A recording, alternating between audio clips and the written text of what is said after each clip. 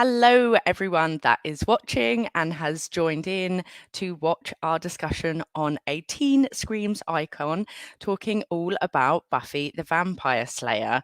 So, as you can see, today I am joined by some amazing guests who I'm going to introduce in a minute to you all. But first off, I just want to, cover off the reason why we're talking about Buffy the Vampire Slayer. And to be honest, there is no reason. I just thought, you know what? I would like to talk about this month with some cool people. Buffy, why not? Got nothing else going on. It's January, everyone's miserable. Buffy cheers us all up. So that is literally the reason why.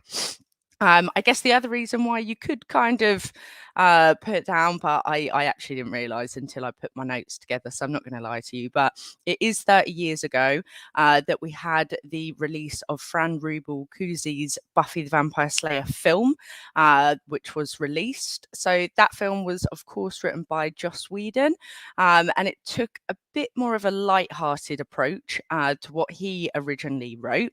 So then 5 years later, we saw Whedon bring his vision to life in the 1997 TV series. So today we are going to be touching a teeny tiny bit on the film, but we're going to be focusing mainly on the TV series, but in general, just the whole Buffy the Vampire Slayer world. So I'm going to go round now and get all of my wonderful guests to introduce themselves, let you know where they're from, what they do.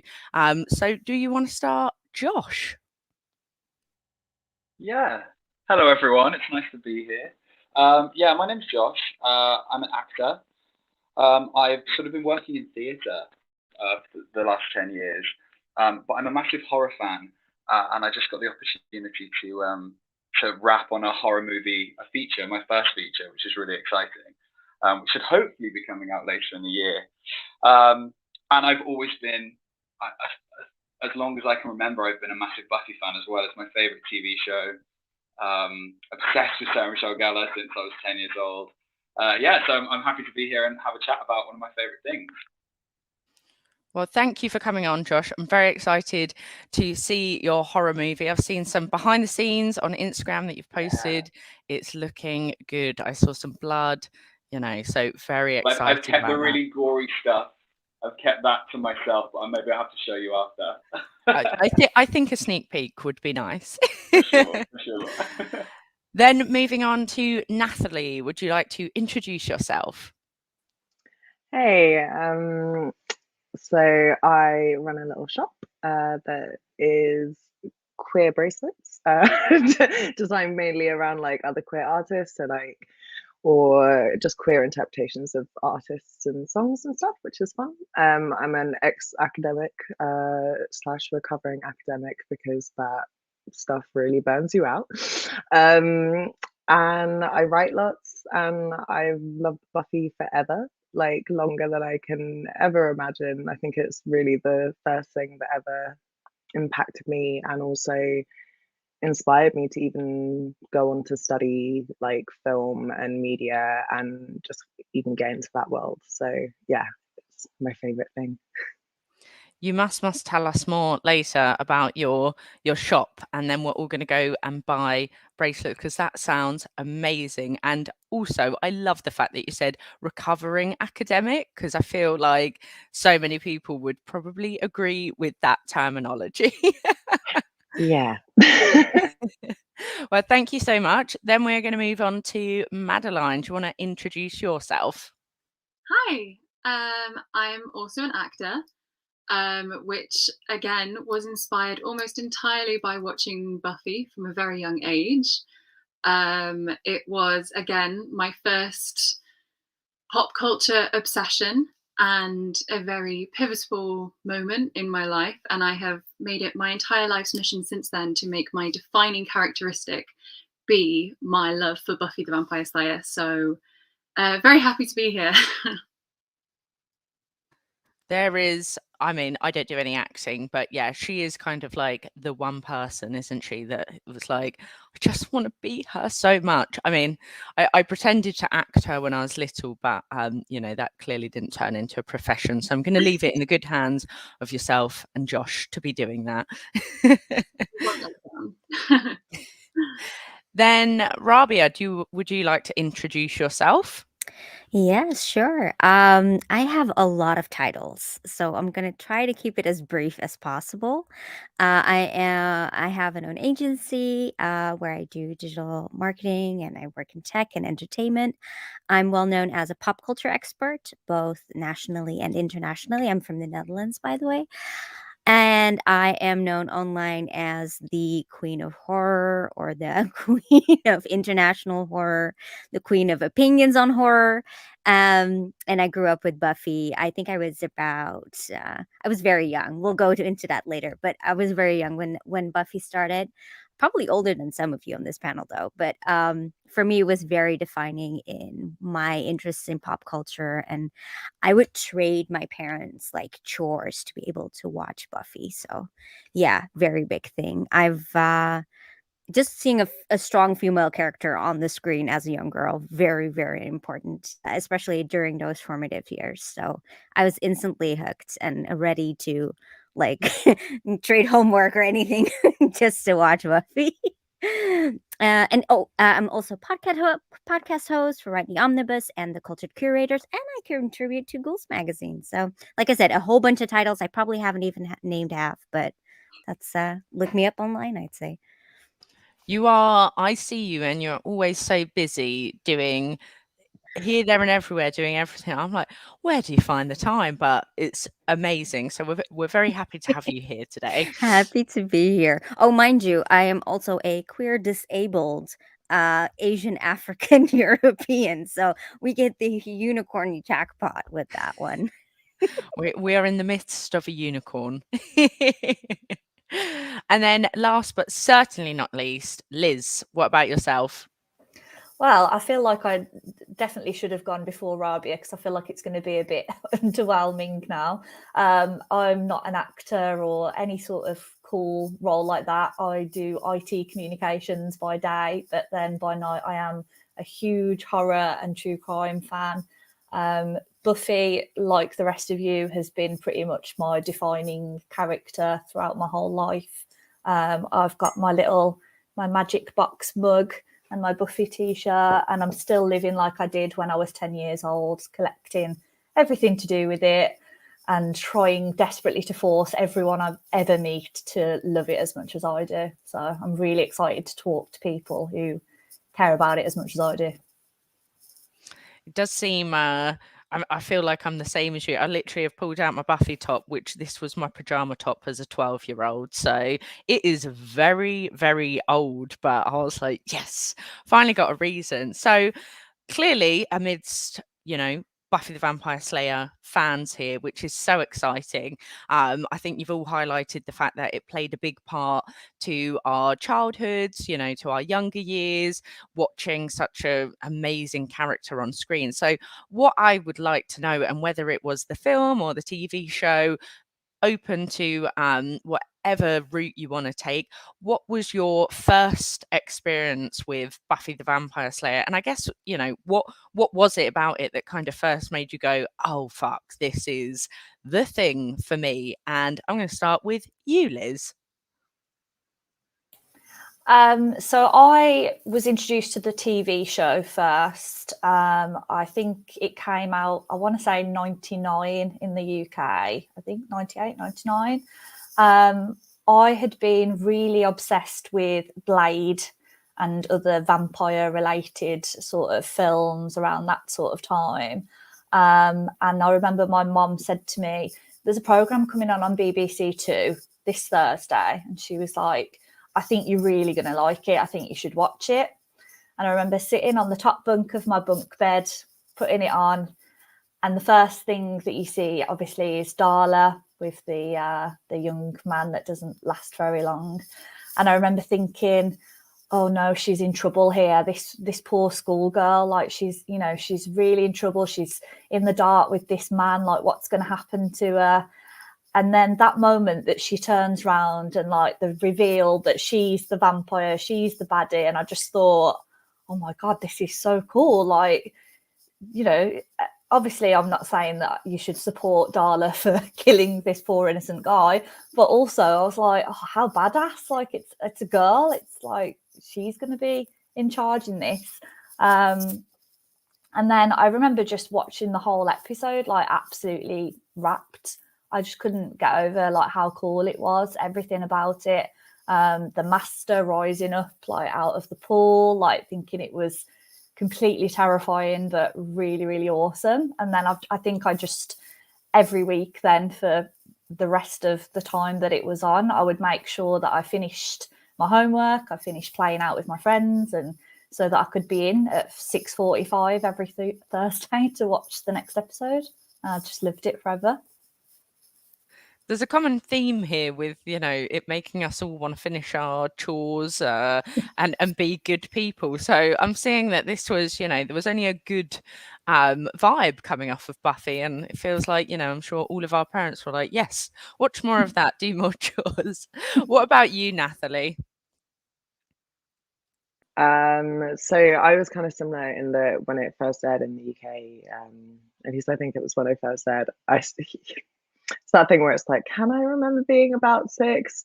I think I was about 6 when I started watching it. I had an older sister, so it was kind of like, probably watched it with her, and like she was probably at the peak of her goth phase at that point, so like it just spurred me to have one too.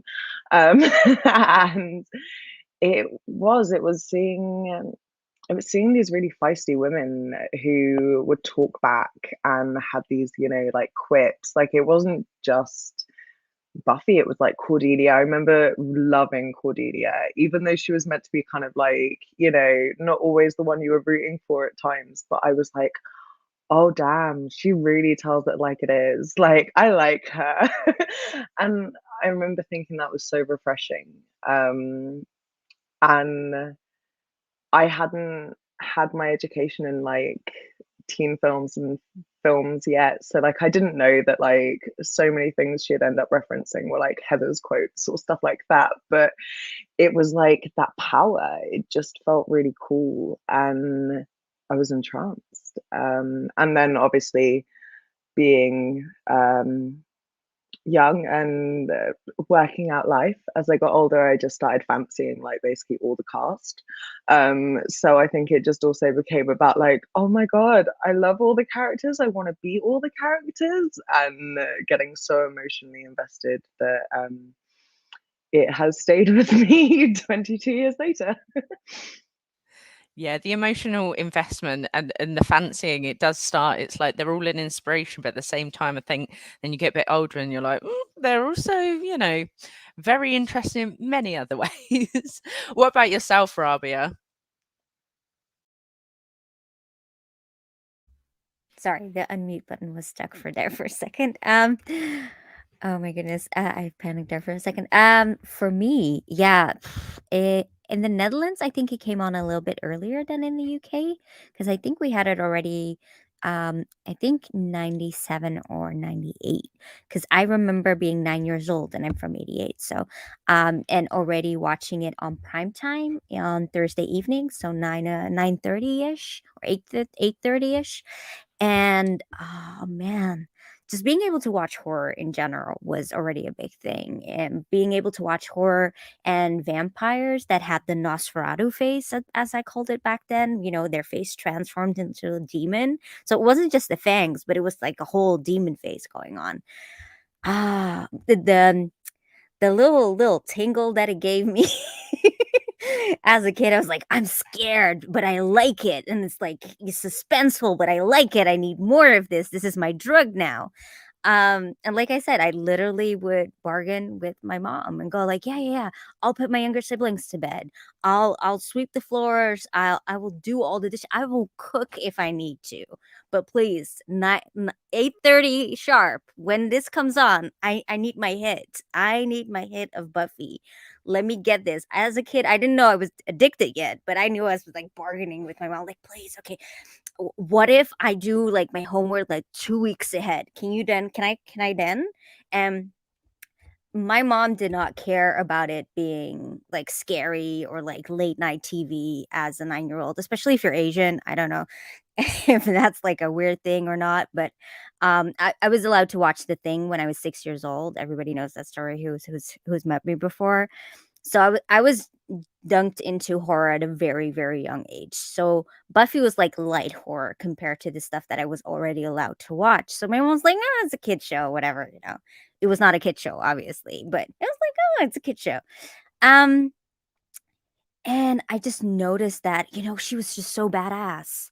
And seeing a female character who was a teen, and I was about to become a teenager myself, and seeing her, like, dealing with teen stuff, and at the same time, like, freaking, karate chopping the shit out of and staking the shit out of vampires and monsters. Oh man, that did stuff to me. And like all the characters and like feeling crushes, indeed, like Natalie mentioned, like, oh, I like this one, I like this one.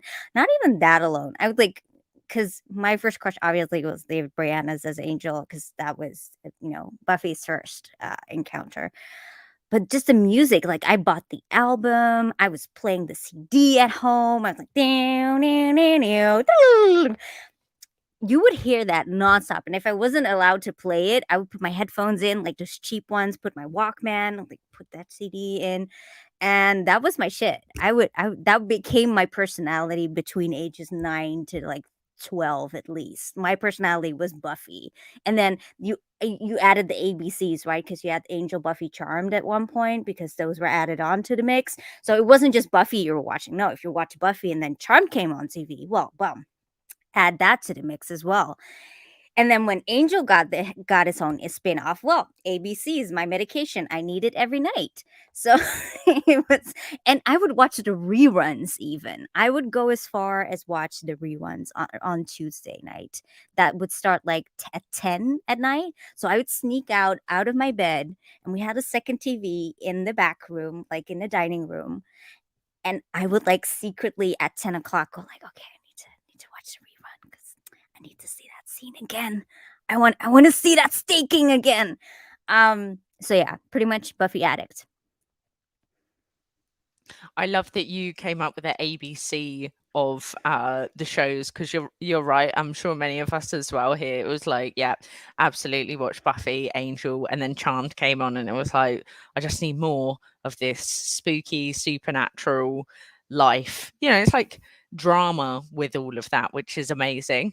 Yeah, and especially because especially Buffy and Charmed mostly centered around women, right? And then obviously Angel still had Cordelia because she was a super interesting character. So there was so much to latch on to. Absolutely. And what about you, Josh?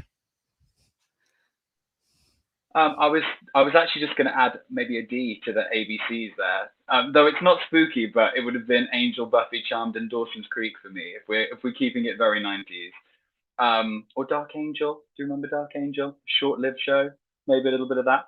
But for me, when I first started watching Buffy, I actually couldn't. I was a Cub Scout, and I think Buffy was on Wednesday nights, and that's when I'd go and do Cubs. But I remember seeing the trailer on TV and thinking, "Oh, this is a stupid show. Like, what's this silly title? Buffy? What's this word? I don't even. It was bizarre to me, but I secretly really wanted to watch it. And then I remember, I think it was probably a year later, and I was like, "See you, Cubs. I'm done. Not interested." And I'd moved on to different things, and so my Wednesday nights were free. And the first episode of Buffy I watched was Halloween in season 2. And I remember seeing that opening scene of her fighting the vampire in the pumpkin patch.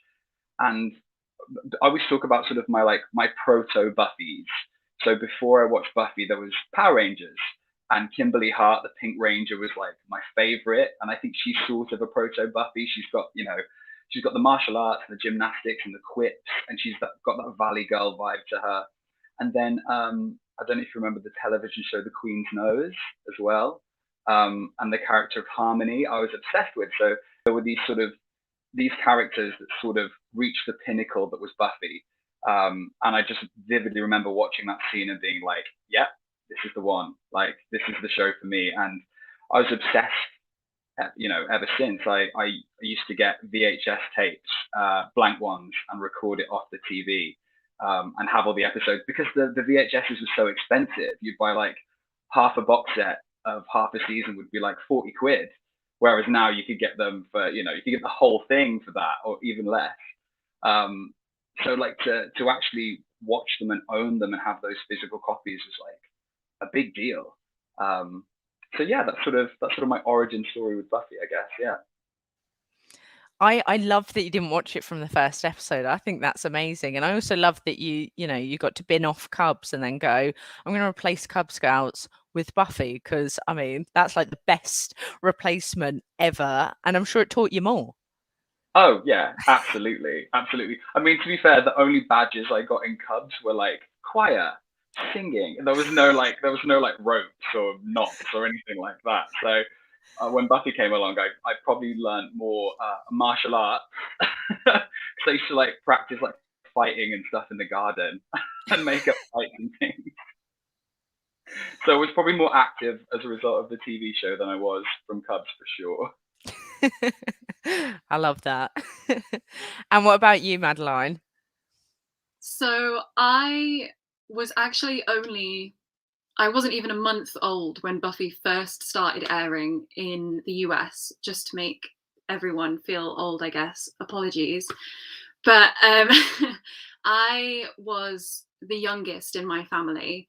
I have a lot of older cousins, and one older cousin in particular was absolutely obsessed and probably has a story more similar to all the rest of yous. And I was at my aunt's house one day, and she was catching up on the latest episode, which at the time was Buffy versus Dracula. It had just come out.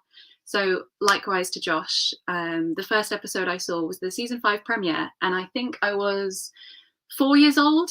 Can't have been more than that, but was absolutely transfixed and would not shut up about it to my mum for the life of anyone. And so my mum had some careful conversations with my older cousin about how appropriate it might be, because I was 4 at the time, but my younger sister was 2. And my mum thought, well, we'll make it a family activity and all 3 of us can watch it together. And we did. My cousin lent us the box sets at a time. Seasons 1 to 3 were the VHS box set. So it was all rewinding and just watching 4 straight episodes in a row and then putting the next tape on. Season 4 was when we officially transferred over to DVD, and I've got such a clear memory of looking at that DVD. It was in a Pizza Express. We'd gone to go visit my cousin at uni, and she handed it over, and I was just like, nobody talk to me. This is it. This is my life now. And obviously I was such a young kid. I wasn't watching it live on TV. I obviously didn't have any friends at school who knew what it was or who were fans of it. So it really felt like my own world that I was completely consumed by. And it felt so special to have that be something for me and my family. Again, Buffy is such a strong, badass person, but she's also really vulnerable. She's figuring a lot of stuff out, and she cares about silly things that girls care about, like clothes, and she'll complain when she breaks a nail when she's literally just killed a vampire. It really set the tone for how I formed myself, I guess. I definitely stole about half my personality from Buffy Summers and probably everyone else on the show. But yeah, I grew up with it. I have continued to grow with it. I don't think I've gone more than a few weeks in my life without watching at least one episode, and I'm happy for it. I think you speak on behalf of all of us when you said that half your personality was built on Buffy, because I feel like we all agree with that. And I know that I was the same. You can ask my best friend. She said it got to a point where, we'd do like role playing at school, and she was always like, is it my turn to be Buffy? I was like, absolutely not. That is my thing. But yeah, the same as you all, I was absolutely obsessed with it, to the point that my dad made me a little stake that I carried around. Apparently I shouldn't have left the house with it, which I got very told off of when he realised I was running around a Haven caravan park on holiday pretending to stab people, which didn't go down too well. But I was like, I am Buffy, guys. I got my granddad to make me a steak as well. for sure. I'm so glad it's not just me. Not just you.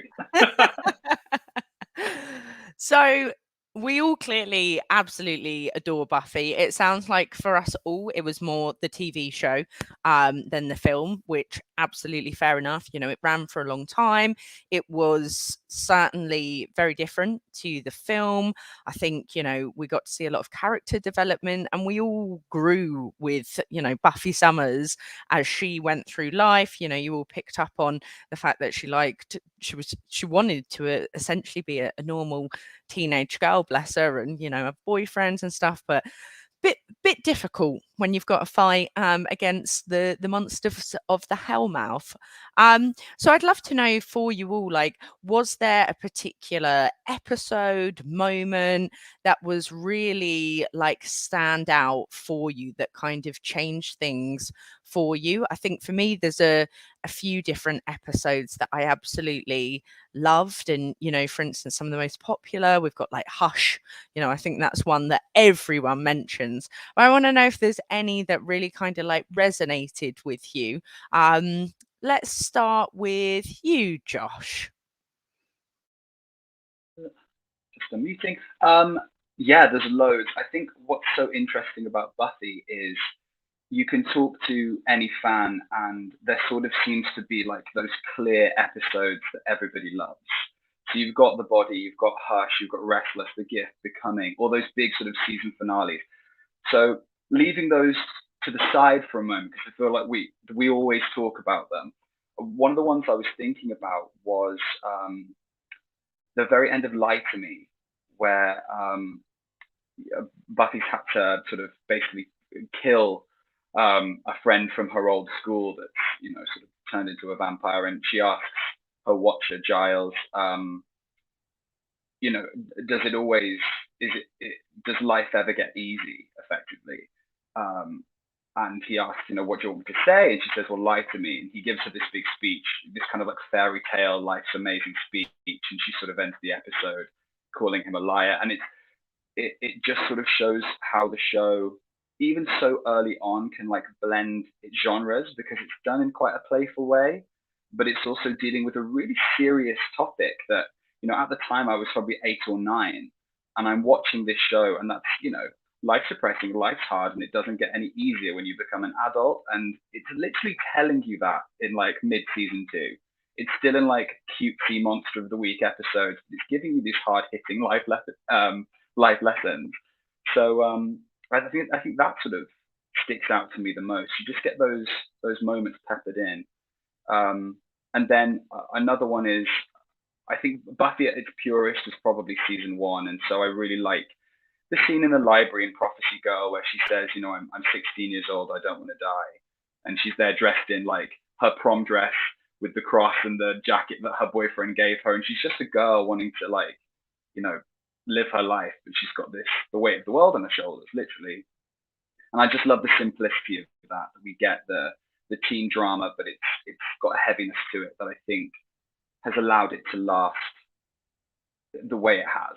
Yeah, so probably those 2 moments jump out at me the most. Yeah, I have to agree. I think that was one of the things that I guess drew us all in so much, was that, you know, the realness to it, like the emotions through it. It's not a surface level show, even though you do get, you know, there's so much fun in there, but it is pretty hard hitting at times. What about you, Liz? I was going to say the same as Josh about Prophecy Girl, the moment when she talks about obviously not wanting to die. The other one that I think kind of goes a bit hand in hand with that is Nightmares, when you sort of realise that her biggest fear is sort of dying and being turned into, you know, what she faces every day. That one really stuck with me for quite a long time. It's one of the ones that I can really vividly remember watching at the time, and just thinking that it was quite ironic that of all the things that she sort of faced, the most sort of simple one is just, you know, going too soon and becoming a vampire. But one of my other favourite ones that I feel like people don't massively speak about is the Prom. I love that obviously everyone loves the fact that Angel comes back for her for her last dance and stuff, but I absolutely love when Jonathan does his speech, the class protector speech, yes, with the umbrella, which I've actually got the umbrella tattooed on my arm because it was one of my favourite scenes. I just love that you sort of realise in that moment that she hasn't been sort of anonymous and keeping this big secret like she thinks all along, and that Giles thinks all along. You know, you can't tell anyone that you're the Slayer, they can't know about all this, and it all comes to a head there, and you sort of realise, no, actually everyone knows what's going on in Sunnydale, everyone's aware of the dangers, and more importantly, everyone's aware of how much she does to keep them all safe and alive. And I just think that that's like a really beautiful moment, and it's one of my favourite episodes for sure. I love that you're picking out like a beautiful moment, because I think that's, again, kind of, you know, Buffy, when you think of it, you just think of monsters and slaying and all of that. But actually, like, there are so many moments that I think for all of us, especially, you know, when we were younger, really kind of taught us like things about the world, which is, I don't think many shows do that, to be honest. No, and I think it's I don't know about you guys, but over the years I've sort of, you know, you tell people, oh, it's my favourite show, and if they haven't seen it, they do sort of look at you as if to say, oh, that one about like the teenage girl that like fights monsters, and it's kind of like, yeah, but you know, there's so much more to it than that, and you try to explain it, but I think unless you sort of lived it at that time and grew up with it in the way that we all have, I don't know, maybe it would seem too dated, and maybe people now wouldn't get the full effect that we did, but I'm still going to keep trying. We'll all keep trying. After this, we're going to like go out there and, you know, force people to watch it. Yeah. And what about you, Natalie? So, oh gosh, I was thinking as you guys were talking, and I was like, I feel like so my two favorite scenes of Buffy, seasons of Buffy are season 3 and 6. And I feel like they're like the two most depressing seasons, so that says a lot about me. And it kind of actually does mirror a lot of what my favorite episodes are, and the ones that like have really impacted me. Like, I mean, Once More We're Feeling is like amazing for many levels, but it's the particular scene where, you know, they find out that Buffy wasn't in heaven, and you have Dawn like turn to her and say the hardest thing in this world is to live in it, and it's the callback to the gift. And like, I'm like, Liz, I got that tattoo on me because I was like, that for me was such an important thing to really think about, because that phrase really hit me, and it really made me think like, actually, yeah, the hardest thing in this world is really just to exist, just to live life. And as a kid, that had given me a weird bit of hope that I didn't understand. And as I got older, I understood what that hope was, which was a little bit like, yeah, it's all a bit shit. But almost a hope in that and a realism in that of like, you were trying your best and you were going. And so I ended up actually completing the tattoo, and getting on my wrist, be brave, live, which is the end of what she says in the gift. And because for me that was like, yeah, like the bravest thing you can do is literally just live through this stuff. And I felt like Buffy really taught me a resilience, and it taught me to like be strong and keep going. And I think that's why 3 and 6 are the peak seasons for me, because like you've got Faith, who's that like misunderstood, hurting person, and I related to her so much. And I just remember being like, oh my god, if there was, I always thought Buffy was a little bit too blonde for me, like if that makes sense, because you know, I was surrounded by blonde kids all the time, and I was like, I'm not blonde or like meh, like white like them. So Faith was like, oh my god, she's cool, she's badass, like, but she's hurting, and I could see why, and I just got it. And I think that that's why I can't necessarily always give you like a particular episode or a particular moment, because for me there was a lot of character arcs that were actually probably the most important thing to me. So things like learning just how much Faith was trying, and actually that she really is like wanting to be good but just doesn't know how because she's had such a shit upbringing. And like Willow's arc on every level was like literally life-saving to me. And I think those are always going to be things I remember, like Tabula Rasa as well in season 6. That was a life-changing episode for me because it was both funny, like quote it for days, literally quote it for days, especially Spike's lines between Giles and him. Like I would say them all the time in most inappropriate places at a very young age. But also understanding why she did what she did, and then understanding why people are pissed at the end. And I will never get over that ending scene with Goodbye to You with Michelle Branch, because that still destroys me to this day and I will cry no matter what. So yeah, that's kind of the ones that stick out for me a lot. Some great mentions there, and I love that you mentioned 2 of the more depressing seasons, because I think that's the thing, like they're just as important. And when I think of Buffy, I also think a lot of like the depressing episodes, seasons, things that happen, but I think it's because I'm like, damn, like that hit something that is so powerful. What about you, Madeline? So again, because I was watching it from such a young age and was just absolutely blasting through it, totally just immersing myself in it, I think I wasn't so conscious of what was impacting me in the way it was, in a way that obviously 4-year-olds aren't able to necessarily process like that. But I have to say, while I loved all of that, and you've all mentioned episodes that were huge standouts to me as well, particularly Halloween as well, which was just, and still is, just absolutely cinema. Season 5 was a turning point for me because I was already projecting onto Buffy. And then again, I mentioned I'm an older sister. So season 5, out of nowhere, they give the character that I already am deciding to be a younger sister, just like me in real life, with a single mother, just like me in real life. And that whole season building up the way it did, with Buffy caring for a younger sister in a way that in many ways mirrored my own life, was really quite, that was, I say, the first moment I was able to go, whoa, this is doing something for me personally.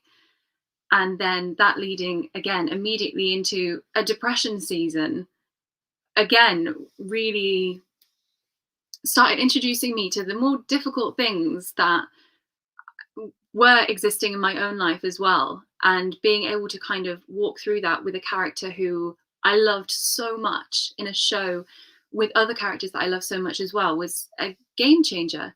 And watching it through that lens leading up to the end as the characters are growing up was really important, and a lot to go through as a kid. But I think that was the moment where it clicked, and I was starting to watch the episodes with the intention of like, okay, this is real stuff as well. It's not just my favorite TV show that I love to watch for entertainment.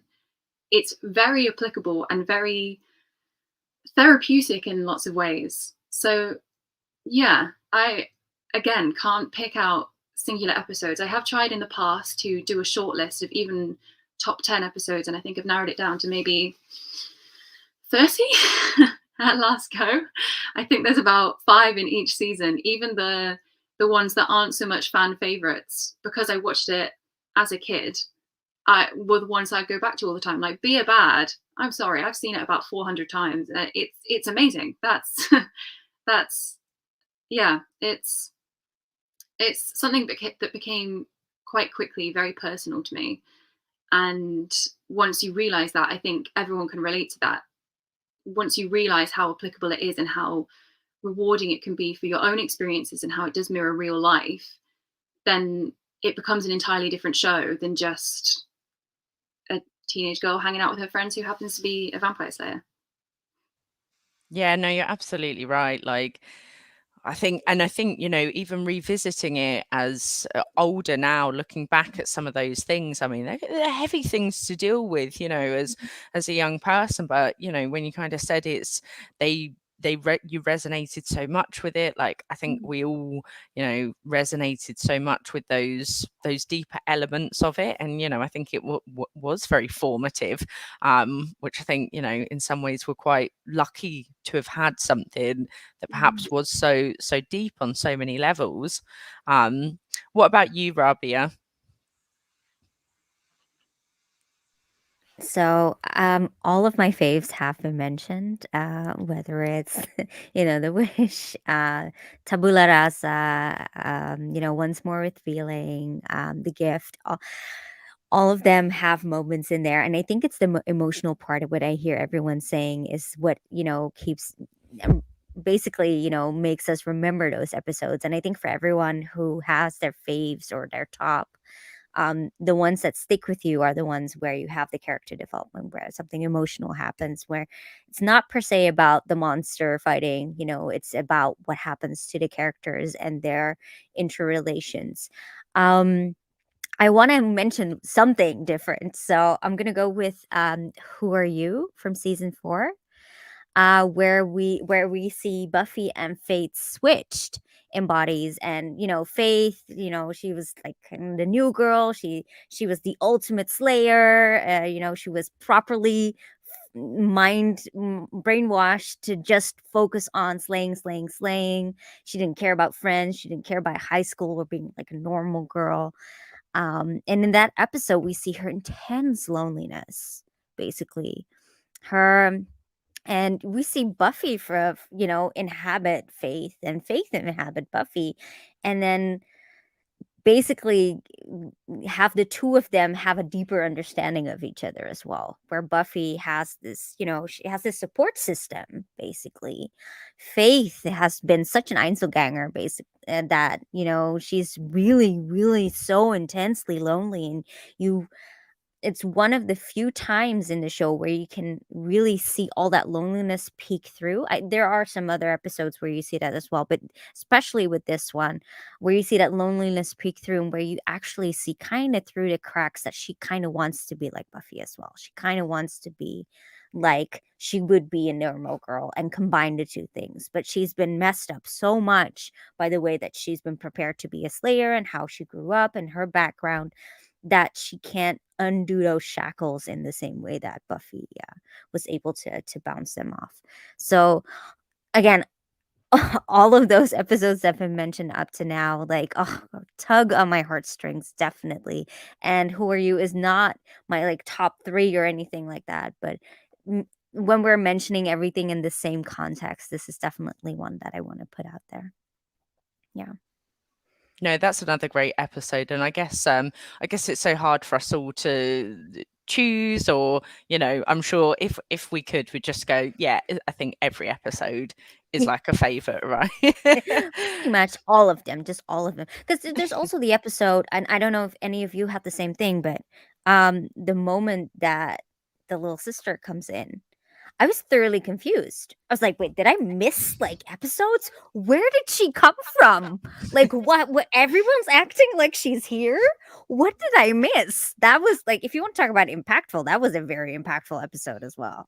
Yeah, I love how bold they got. Like, they were really taking risks and making choices. I mean, yes, they were season 5, but they really could have derailed the entire show with that choice. And a lot of people don't like the character of Dawn, but I can't imagine the show without her. And I think she brings such a new element to the character of Buffy that maybe we weren't seeing. You look at something like Charmed, which we spoke about before, and the level with which the characters develop on that show, I don't think is quite as broad as what the characters go through on Buffy. So I think they took some risks that maybe didn't always pay off, but I'm really happy that they did and they took them. Definitely agree. Some of the hate towards Dawn was really like, I look back now and I'm just kind of like, guys, really? Like, because at the end of the day, like, she was an annoying teenage little sister. Like, she did her role perfectly. Like, if she annoyed you a little bit as an audience member, like, then she did her job right, and they did the acting right, and they did the writing right. Because I don't think she was meant to be this like sweet level person. It's like the episode where we hear everything from her point of view, like with the diary, right? How just wonderful that was to really introduce the character and be like, her fancyings aren't it. Me just being like, girl, no, run, do not do this, do not do this. And hearing like what she thinks about her sister and thinks about everyone, and like how, she's the main character in her story, but we've been watching Buffy and Buffy's the main character, and it was a really nice switch. So like, yeah, I agree, like it couldn't have been done without Dawn, but it was a very bold choice. Yeah, what I mean, me as well. I was like, I don't understand what is going on, but I think it was a bold choice and interesting, and almost Madeline, like you were kind of saying, it's almost, I mean, my little brother came along when I was 8, and he came out of the blue. My parents weren't even trying, and I kind of felt like he had been written into my life all of a sudden, and I was like, where did he come from to steal the limelight? So I feel like in a way they kind of took an odd artistic choice there, but for fans like us, diehard fans, like it paid off. Some of the episodes for some reason I really loved all of the episodes with Riley fighting Adam. There was nothing really meaningful in them. I just really enjoyed them. I was like, yep, they're fun. We've had and I'm going to throw this out to any of you, and then I want to touch on characters. But someone has asked, are there any episodes for you that are the worst, that you actually, and I know this is a horrible question, but that you go, that one wasn't very good? And I'm going to throw that out to whoever might have an episode that they hate. I'm so sorry, Madeline, but it's Beer Bad. And I mean, to be fair, it's a lot of season 4, because season 4 is literally the weakest season in the entirety of Buffy, in my opinion. But Beer Bad, it's like I got what it was trying to do, but my brain just went, this feels like a filler episode. Like it felt like I don't know, that there are those occasional ones where you're kind of like, I feel like we phoned in the writing a little bit, and I'm very sorry, because I know you said you've watched it a lot of times, and it's not like, but unfortunately that is always the first one that comes to mind when I think. I mean, I'd have to agree. I just also happen to know it like the back of my hand. It does also help that my sister had a huge phobia of cavemen growing up, so I think as to be the annoying older sister, I would just pop it on just to piss her off a little bit as part of my responsibilities there. But I love that. I love it because it's so ridiculous in terms of being like a concept for real life. It's probably the most on the nose it gets. Like, oh, drinking is dangerous. Like, okay, cool, we get it.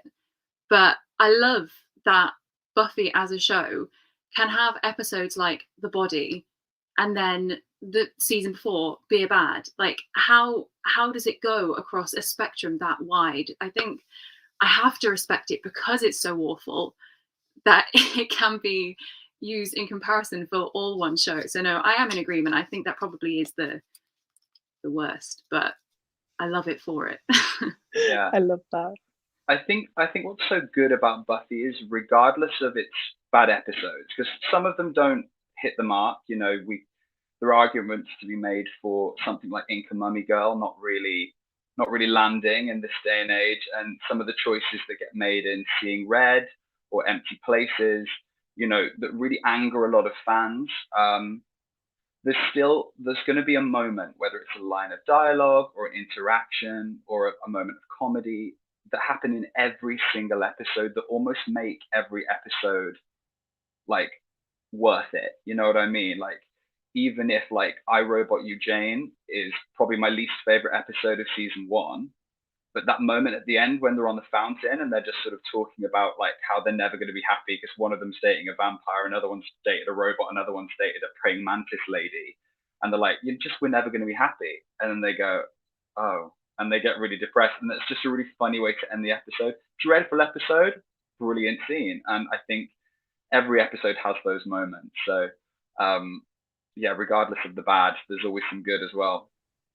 Very true. But since we have open season on season 4, I do want to throw in Where the Wild Things Are, because at Oh, a 40-minute sex scene between Buffy and Riley, and then this awkward Xander and Anya, like, what are we type of a subplot?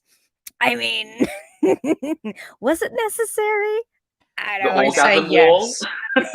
I like that episode. I'm going to stand by that episode. I mean, I'd watch the shit out of it, don't get me wrong. Yeah, I like it, but it is stupid. Yeah, exactly. But it was perfect good, like, teenage fun. But still, it was kind of like, compared to the other ones, you're like, you're kind of leveling it out here. For me, I think it's got to be, and you're going to have to forgive me, I can't remember which season it was of the first 2 or 3, I think. The Zeppo, the one where it's just like Xander with the guys. And I don't know if it's just because now that I'm older, I realise how much of an arsehole he is. But I just, it's just the one episode that I never really think like, oh, yes, this is a great one. Like, it's the one that I would probably skip on the DVD if I had to pick one. But I think I'm like the rest of you guys. Like, I don't hate any. I don't think that any are like that dreadful that I'm like, oh God, that really shouldn't have been included. But there's definitely a few, like Josh said, that you look back now, especially, and they're problematic to say the least. Yeah, there are a few people actually mentioned that episode, Liz, in the comments on YouTube. So you're not alone. There are some problems in terms of certain things. I guess, again, I do really want to touch on characters, but we'll maybe leave that to a bit later, seeing as we're here on problems. I think one thing that we probably have to address as we're here is the fact that the show is written by Joss Whedon. And we were in a group chat the other day and it was brought up. And I think, I think it was Ugrain who writes for Ghouls. It came back with a really interesting response about, fans kind of claiming back the show and it not necessarily being all about him as the creator of it. And I think I'd be really keen to hear you guys' thoughts on whether you feel it's brought, I guess it always will bring some negativity, but do you still feel that the show is, okay to be discussed about, to love about? Because, I guess from my personal point of view, I think, if you look at all of the other people that are involved in the show, it's been taken back into the reins. But I'd love to hear from any of you. So I'm going to just hand it over again. Oh, who wants to go ahead? Go for it. I was just going to say, like, so, like, when the news broke, honestly, the first thing I said was, he's in the bin. And I genuinely mean that. And I really still stand by that, even with the latest interview that came out, even with all the information that's being presented. In my opinion, Joss Whedon has been thrown in the bin for me. Because I see the show, if anything, and I've said this so many times to people, but like, that show has been made despite him. Like, I look at the women on set who suffered under his hands and under his words and actions and everything, and I think about the women in the writers' room. I think about the writers' room in general. Like, there's still this sense of power and hope in the female characters, and I want to believe, and I have to believe that comes from everyone despite Joss. Because I think, especially when you read Charisma Carpenter's statements and you've got what she's kind of explaining, it's like she gave everything for that role. And she was doing that while in an abusive situation, and it's like, I know how much strength Cordelia gives me as a character, and I think to show that strength while in that situation is, to be honest, one of the most outstanding things you could do, even if it is your job as an actor, right? And I think that's how I kind of reclaim it. Like, I really do want to reclaim it for like the women in that show who worked on it, and and the guys who did were stand up in it and weren't like trying to be complicit, like Rupert Giles, Jesus, Anthony Stewart Head. His statement broke my heart. But as far as Joss goes, I literally couldn't care less about him. And I frankly never want to see his name on anything ever again. But I'm also happy to still discuss him in terms of like what he did for the show, the fact that he is the showrunner, and also the fact that like one thing, sorry, I'm going on a bit, but like one thing I will say is also Joss has said I can't remember when he said it, but he said that basically like Xander is him. Like he said, if there's one character in Buffy, it's Xander. And for me, that was the most eye-opening statement I have ever heard, because I already started hating Xander before I started hating Joss Whedon. Because when I got older, I was like, oh, nice guy verging on incel. And so I think, in a way you do have to discuss him, because look what he made. He made himself in the show. And I think that's reflected in some of the ways some of the male characters react. Like, maybe it's not so much of a I'm a feminist trying to show how bad men are, but more of a mirror. Yeah, that's kind of where I'm at. Just again, basically to agree completely with you, but my early teenage years, I was 100% devout to Joss Whedon and everything he did. Once I finished Buffy, I moved on to Angel. I watched Firefly, I watched Dollhouse, everything. And it was all I did with my life, and the only thing I knew I completely loved every single time. And then the older I got, the more you start seeing the things. But when you love all the content that much, you don't really want to address it or even acknowledge that to yourself when it means so much to you. But yeah, like you said, when the news broke of that, there wasn't a part of me that doubted it. It felt so obvious and ridiculous that it had taken that long. But I do think everyone else on the show, and in the other shows as well, but Buffy mostly, I'd say, it's bigger than him. And you can even see where the show starts, where he tries to start the characters out, and the characters develop past that. And you can see the times where the show tries to meddle with that and kind of bring it back to like, oh no, it's still this character that I invented and I like. Like, here's the Zeppo, Liz. Like, this is my episode. Remember, it's my show. But it is bigger than that. And you can see that in terms of the performances where characters divert in ridiculous ways you never would have expected. Like, Spike was meant to be in one episode and then becomes a central figure for the whole thing. I agree. I agree with you, Zoe. I think it's bigger than just Joss. And I think that's the reason why he's so stroppy about it, even when the show was still being made, because he was sensing that it wasn't just his anymore. It was reclaimed by everyone else who worked on it, by the incredible writers, the incredible actors, and the fans who shaped it and changed it beyond what just he was. Yeah, and I think that's also one of the reasons why it's so important in cases like this. I wouldn't say that across the board, but especially in cases like this where there's a whole team that's responsible for making something so unique, so important for that zeitgeist, but also for so many people that have loved all these names, that were under his, banner, I must say, like Firefly, Serenity, obviously, Dr. Horrible, even, what else? Sorry, my I'm having a dollhouse.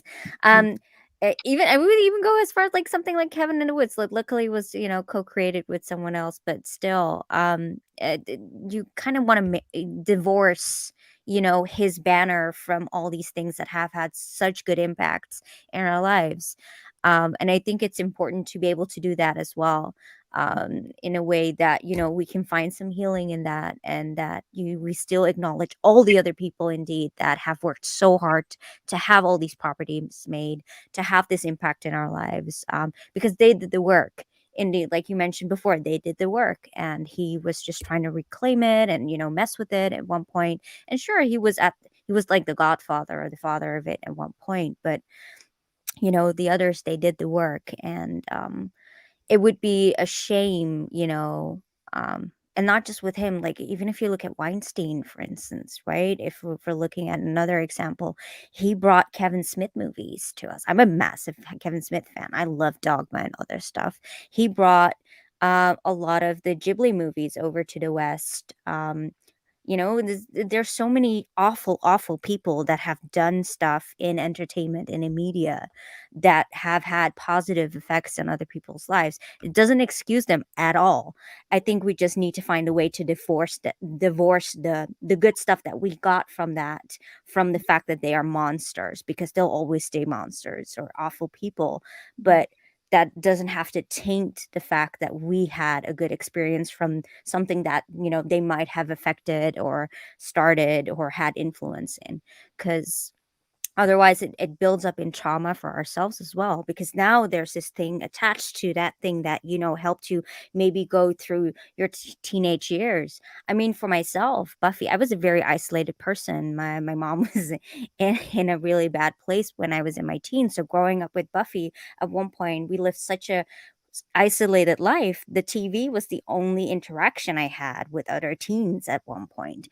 So helping me get through that and mentally through that, it would be a shame that I'd have to throw away that memory just because there was this asshole attached to this whole project, because that's not going to take away the fact that I was able to survive, through my interactions with entertainment like this. So yeah, it's an important thing that definitely we need to discuss it. It's not something we need to like push away or like be hush hush about. I think it's important to put it out in the open, but also acknowledge the fact that, because this person is attached to it doesn't make that thing bad itself in this case. Yeah.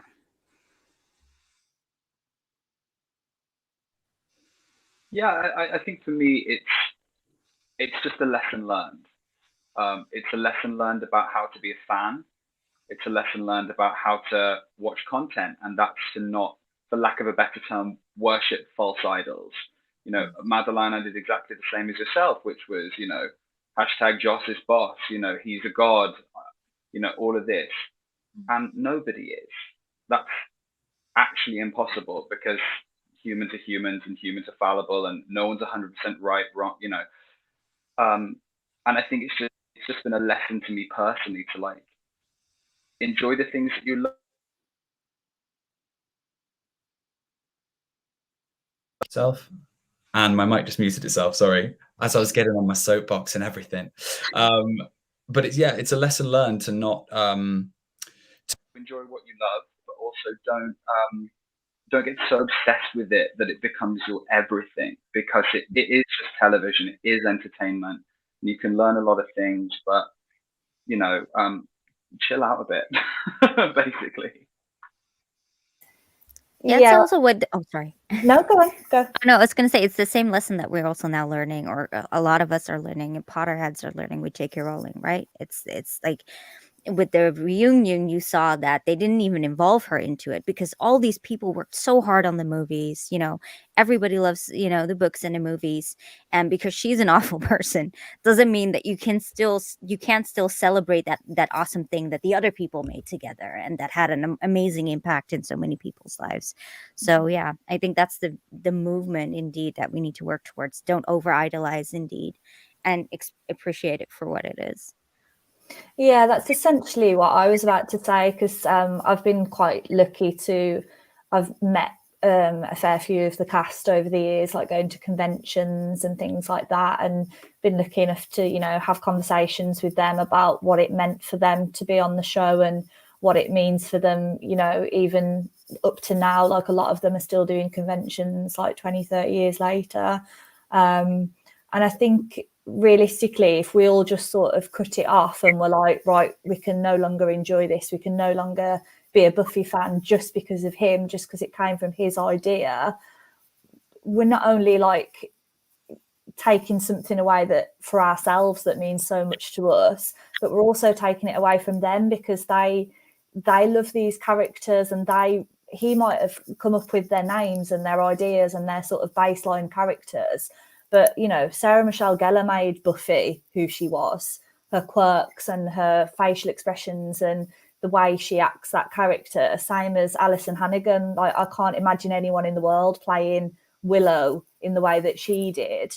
So then if we just sort of decide to write that off, we're not just writing him off, we're writing off every single person that was a part of it, all of the cast who suffered for it, like Charisma, like Michelle Trachtenberg. Like, to just write it off now, it just seems like it would be completely unfair. So yeah, I'll continue to stan it forever, but fuck Joss. Agreed. We'll start a hashtag fuck Joss. No, because we don't even want his name out there. So we're just Buffy lives. That's what our vibe is. Well, thank you guys for talking about that, because it's I know it's a bit of a bit of a tough topic, bit of a, you know, sore point, but I think absolutely something we should talk about, you know, and address. So thank you for that. I guess we're going to wrap things up soon, so you can all go back to your evenings, but I've got a bit of a quick fire round as our last question, and I'll pick on people this time. What I want to know is, I mean, it's pretty clear that Buffy is clearly one of our favorite characters out of the show. Probably hard not to adore her, but who would be your other favorite character? Then who's potentially your least favorite character, and why for both? And I'm going to start with you, Liz. I'm going to pick on you first. And you can't say Buffy in this round, guys. It's everyone else.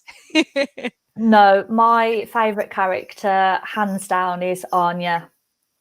I absolutely love her. I think she's hilarious, and she's got some of the, you know, she's got some of the best moments and the best episodes. Like The Wish is brilliant, Doppelgangland is brilliant. Like, I just think she's absolutely wonderful. I think she was done really dirty in the last couple of seasons. Her arc with Xander and the way she was treated, and then obviously the way her ultimate demise. But yeah, I just love her. I think that, as Josh said earlier, like, every Buffy fan loves the body, thinks it's an amazing episode. Even if you haven't watched Buffy, everyone should watch that episode, because it's just incredible. The acting, the lack of music, the way it's shot, everything is amazing. But Anya's speech in that is the one thing in this world that I will never be able to watch without crying, like sobbing like a baby. She's just amazing in it. So yeah, Emma Caulfield as Anya is my favourite. Least favourite, that's a hard one. I guess it's probably Xander for us all, right? Yeah, I guess so. I think the annoying thing is, when I was younger, when I first started watching it and I didn't really realise how toxic he was, I definitely had a massive crush on him, and I was like, oh my God, he's so dreamy. And now that I'm older, I'm like, no, maybe not. But yeah, I don't think I really have a least favourite. I think I know everyone hates Riley and everyone hates Dawn, but I don't. I kind of think that, yeah, Riley did turn into what he did, but I think, you know, initially he was just trying to do the right thing in every sense of the word. He thought he was working for someone who was honourable. He thought he was being the sort of boyfriend that Buffy wanted, and I think at some point we all wanted that for her as well. We wanted her to have this normal, nice guy who he knew a secret and he could fight alongside her, and he wasn't a vampire, so, you know, they could have had some semblance of normal life. But like, in reality, that's what we love about Buffy, that, you know, she doesn't always make the right choices and treat everyone the way that she should, or go for the right guy, and that's why she's so relatable and why we love her so much. So Well, I'm going out on record to say I've always been a Riley stan. So, don't know why he's always hated. I love him. He's a sweetheart deep down. What about you, Josh? Yeah, I love Riley as well, actually. I think Mark Lucas was very hot at the time. And he's probably a better boyfriend to Buffy than either Angel or Spike was. So, I don't mind Riley at all. Favorite character other than Buffy at the time, it probably would have been Willow, but now it's 100% Cordelia. I just love her journey. I love like a mean girl going through that whole sort of transition to being like just this hero, and her story arc continuing on Angel Sans season 4 is wonderful. So yeah, probably Cordelia, and then it's hard, least favorite character. I'm just going to say Parker Abrams. He was a knobhead. That's a good shout. Very good shout. What about you, Madeline? Well, I feel, again, there's a tier of just characters that you're just not going to top. You've got Buffy at the top, then you've got Cordelia, and a few other people there. My favourite character outside of that, I have such a soft spot for Andrew. I really do. Storyteller is one of my favourite episodes. The fact that he comes in so late in the game as the weird one in a trio of villains and then just completely becomes something different, who is a scene sealer and so much fun, but also has real emotional weight. I love him so much. I think Tom Lenk did such a fantastic job there. Least favourite, again, it's difficult to say. I think with the ones that are the traditionally hated in the fan base, Riley, Dawn, Kennedy even, I think, again, like Liz, I can't really find it in me to hate them.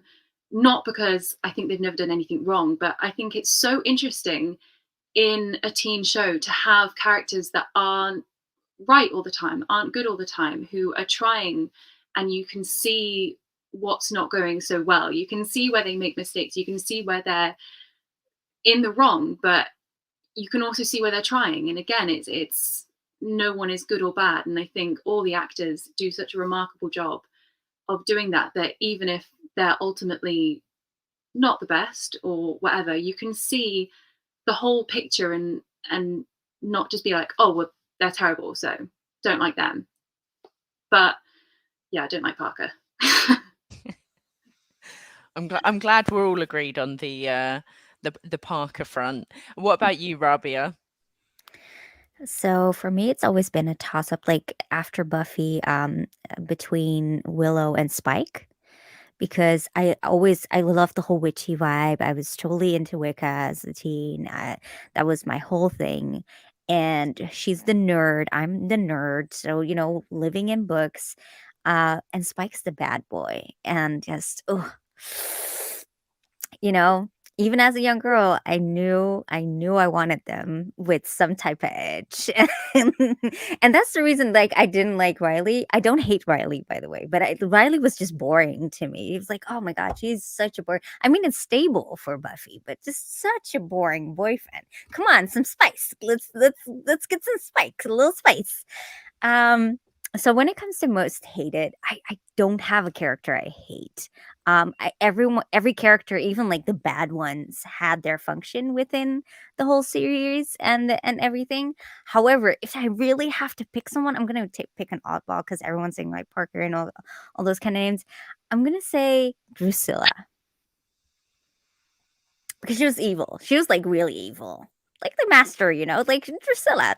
She got on my nerves. She got this when she was manipulating shit and everything, and I was like, girl. So yeah, I think if I really have to pick a character that just pulled the blood under my nails, it's gonna be probably Drusilla. Yeah. Poor Drusilla. I mean, I get it, but I did also love her because what is the book? I think it's like All Pretty Maids in a Row or something that was like Spike and Drusilla's background. And once I read that, I was like, newfound love for her. Yeah. I was like, their story is so romantic. Not really, but kinda. And what about you, Nathalie? So yeah, mine, I can never pick one, I'm sorry, but like Spike and Faith, were definitely two of my favorites. I read like the backstory of Faith with the Go Ask Malice book, and I genuinely devoured that book so many times. I loved it. I think I even bought a copy a few years back as an adult because I was like, yeah, I'm craving reading it again. And Spike, because he was, yeah, Robbie was right. Like it was just way too telling of the kind of man that I would end up probably dating at uni. And just that kind of like bad boy, but like he's actually probably just a massive mummy's boy, and is a real softie as well. And yeah, it was a bit spicy, so it was nice. Worst characters. I'm obviously a lot harsher than all of you because I literally hate Riley, and Xander as well. Like the thing for me is like they really, even as a kid I thought Riley was boring, but like as an adult I was like, oh no, you're not stable, you just want to control her. Like I feel like he just wanted that. He was a bit threatened by her. He didn't really like how much she put herself out there. He was a little bit too overprotective in that like toxic masculinity way. And then Xander, you've got like, is almost like the complete opposite, and he's like your stereotypical, like I said, like borderline incel, nice guy, like all the women should love me because I'm nice. And it's like, no, you're a manipulative piece of shit, really. But so yeah, I'm a horrible person, and I really dislike those two characters now. But you're right in saying that there's nothing absolute about Buffy, and there's always going to be grey areas and lines I like or scenes I like with them. So I'm never going to discount them completely, but they are bottom rung. I'm not going to argue Riley's point anymore. I'm gonna leave it where it is. Poor bloke. But I'm surprised no one else said Giles, because Giles is to me an absolute babe of a character, and I was always like, it's just like watching a hug on screen. He's so wonderful. I think the only character I didn't like, who I found annoying, was Jonathan. Just seemed to be very, I don't know, something about him grated on me, which yeah, he's fine. Well, I'm not going to keep you guys any longer. I'm sure we probably could go on for another 4 hours just discussing Buffy. Maybe we can get the Scooby Gang back together again and do like a part 2 and just keep on going at some point, because I'm sure everyone would love that. But thank you all so much for coming and talking about Buffy the Vampire Slayer.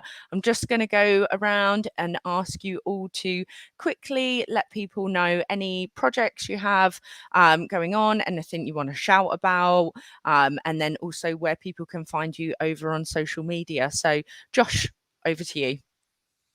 Yeah, you can find me on Instagram and Twitter at Joshua Tonks. It's just my name.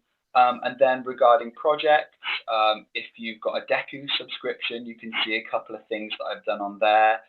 There's a lovely show called So Far So Close, which is on there. And yeah, some other little bits. It's like a sort of queer streaming service, all queer content, which is really exciting. And then if you like other 90s cult TV shows, you can listen to my podcast with the wonderful Becky Dark, where we talk about Erie, Indiana. So there's Return to Erie, Indiana, which is a podcast. And on there, we interview the creatives. We talk to Joe Dante. We talk to Carl Schaefer. So there's that. So check that out. Thank you, Josh. Nathalie? So yeah, you can buy stuff from my shop if you want. It's called Rumors from Inez, and on Instagram I'm Rumors from Inez Shop, and it's spelled the English way, not the American way. So, yeah, the British way. Sorry. Or on Twitter it's from Inez Shop. So yeah, check it out if you like some campy, tacky queer bracelets. Thank you very much, Madeline. So yeah, I Twitter and Instagram. I'm Maddie Lloyd Jones on Instagram, and it's Maddie with a Y. That's very important. And Madeline, but with an X in the second I think, on Twitter, because I was trying to one name it and haven't got around to changing the accents. I have a few projects that are floating out around the world. somewhere, but it's probably worth just keeping tabs on my social media for stuff that's being released in the next couple months, hopefully. A couple short films, things like that. But best place to keep in touch with the Buffy side of me is my blog. It's 5390 at wordpress.com. And I guess the best blog post to market to this audience is my definitive ranking of the dateability of every character in Buffy, which I spent all of lockdown last year doing. So check that out, and please don't get annoyed with how high Riley gets. He's not number one, don't panic, but don't come for me. I'm so excited. Rabia?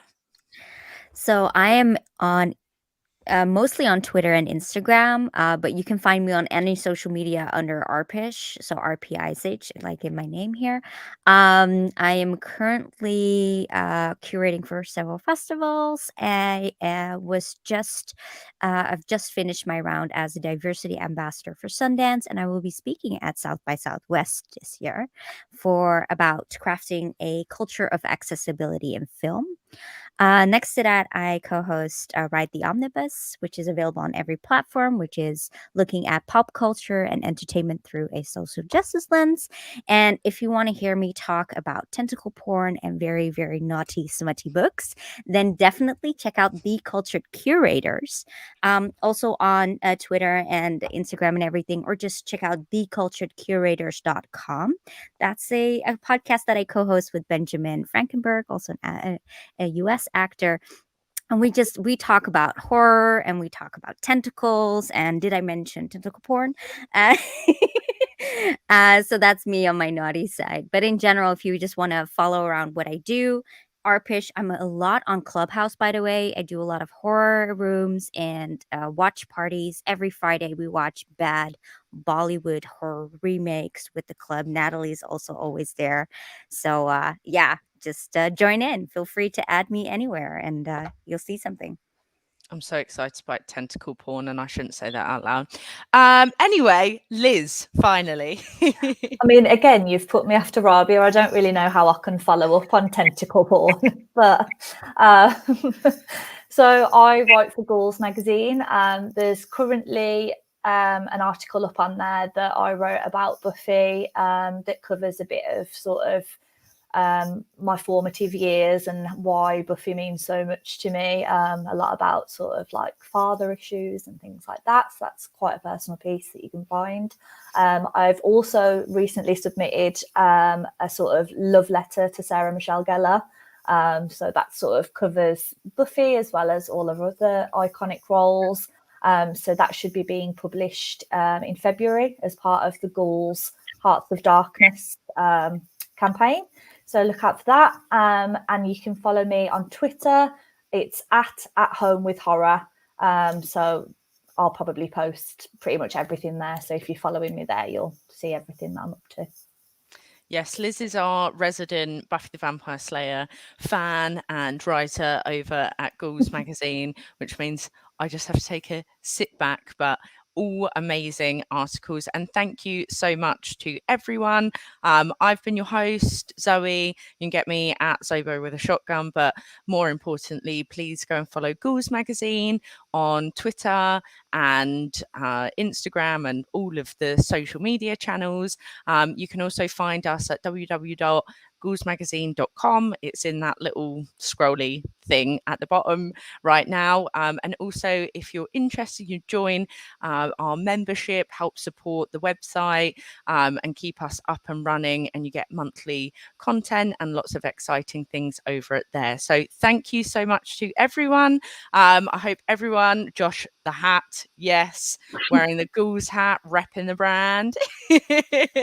Thank you so much to everyone for being on the panel, for tuning in today. And I guess now we're all going to go and do those Buffy rewatches over the next few weeks.